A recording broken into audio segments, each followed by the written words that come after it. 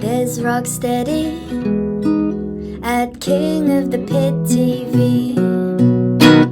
Yo, mic checker, microphone record. There's Rocksteady at King of the Pit TV signing in. Goes out to Nick via the Patreon. Said, bro, gotta check out a little bit of Athiest. This is their second album. I'm not familiar with Athiest. I think back in the LimeWire days, yeah, I downloaded one or two Athiest tracks, but the volume was really low, so I didn't really listen to the recordings. I got a mate who's into Athiest, and I'm expecting a jazzier approach to things. Only thing is, wow, this is going to be controversial. I could hate this record. I could really hate this record. Because when it comes to bands like, I don't know, anything outside of the norm, I tend to not be too fussed about. If it's not 4/4 and moshable, I can struggle. I can struggle.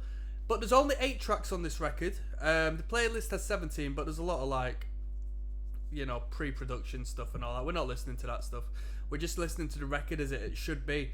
Given that there's only 8 tracks, it's their second album, and we don't really go over 5 minutes in any track. I assume this is going to be really concentrated and high quality, like craftsmanship. That's what I'm going in thinking. Shall we jump in, people? Shall we jump in? Unquestionable Presence, track 1, Motherman. I'm expecting a lot of dissonance just from them first 2 bass line hits. Maybe a fretless bass. Alright, let's go.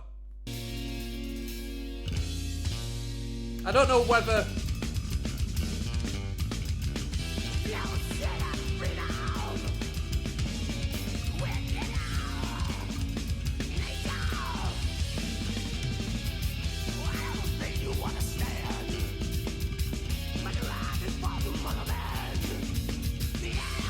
So I hope that was a good enough first reaction. Did you see that coming? Alright, we're gonna be zany, aren't we? This is gonna be zany. Let's I ain't got an opinion. Let's keep going. The production's good, I'll give you that. 1991.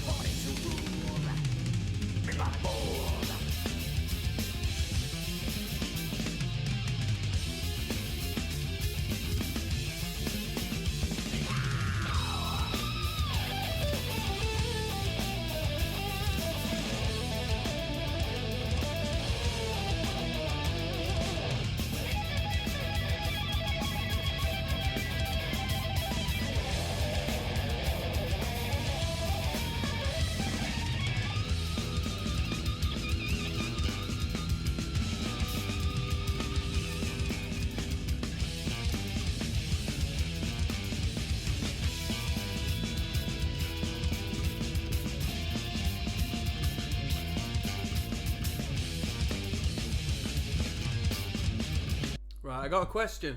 So people are referencing jazz, even on the Wikipedia page when I wanted to check what time this album came about.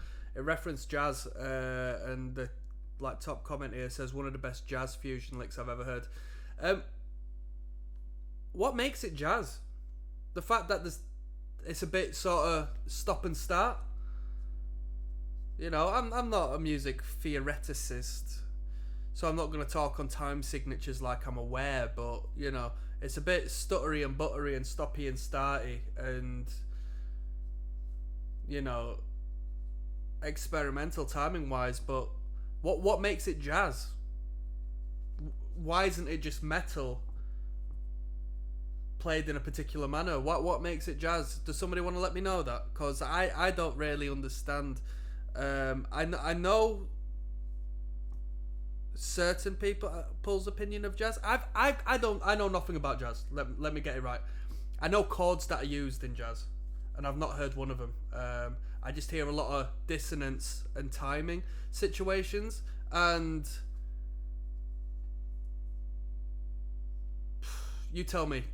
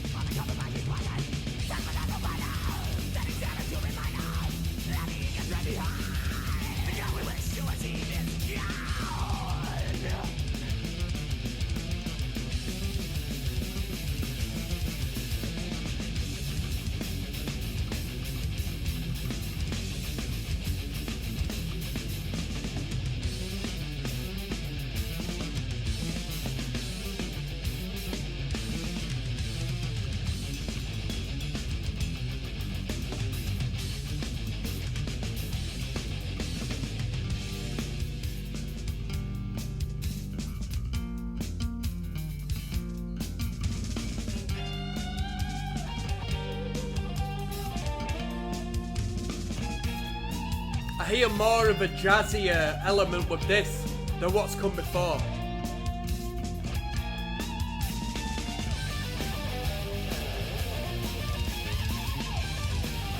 Very nice lead guitars.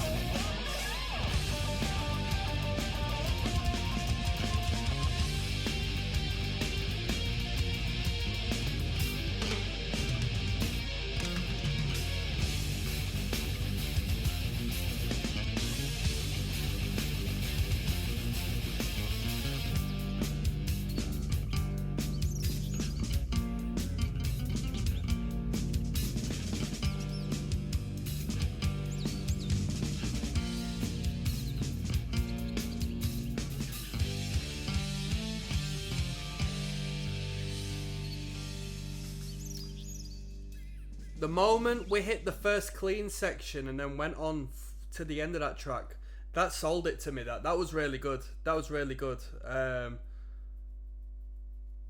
You know, I thought we'd be going into this with like a bit of a pretentious old man style of things, like a proggy sort of, you know,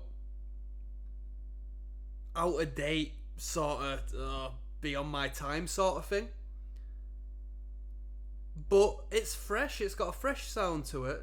It sounds youthful, which is very surprising.